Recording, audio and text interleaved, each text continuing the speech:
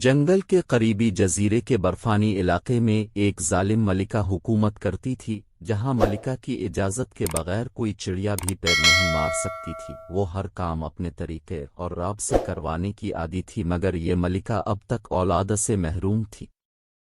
یہ شاید اس کی بد نصیبی تھی یا پھر رعایا کی بددعا کہ ملکہ اتنے عرصہ تک صاحب اولاد نہ ہو سکی۔ پھر ایک روز ایسی انہونی ہوئی کہ کسی کو اس پر یقین نہیں آیا۔ ملکہ کے ہاں ایک خوبصورت سی نرم نرم پھولے پھولے گالوں والی گڑیا نے جنم لیا، جو اتنی خوبصورت تھی کہ جو بھی اسے دیکھتا ہی رہ جاتا۔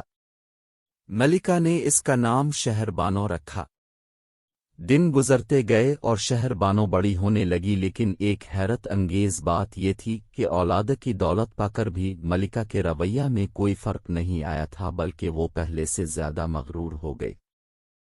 شہزادی شہر بانو کبھی کبھی اپنی ماں کے رویے سے پریشان ہو جاتی تھی۔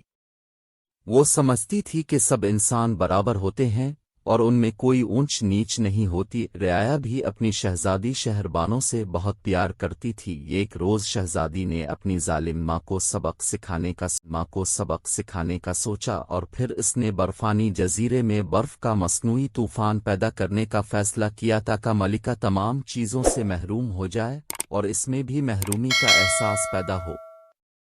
اگلے روز ملکہ اپنے وزیر کی کسی غلطی پر گرج رہی تھی کہ محل کا دربان پریشانی کے عالم میں ملکہ کو طوفان کی خبر دینے پہنچا۔ یہ سوان کر وہ سخت پریشان ہو گئی۔ اب تو اسے اپنے سب ظلم یاد آنے لگے جو اس نے رعایا پر ڈھائے تھے۔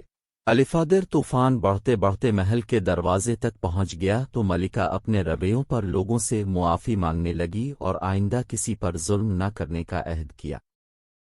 شہزادی شہر بانو نے جب یہ دیکھا تو اس نے مصنوعی طوفان کو ختم کر دیا۔ پھر اس جزیرے پر لوگ ہنسی خوشی رہنے لگے۔ کہتے ہیں وہاں برف کی منجمد زندگی بھی خوشحال دکھائی دیتی ہے اور ہر تنگی میں بھی آسانی نظر آتی ہے۔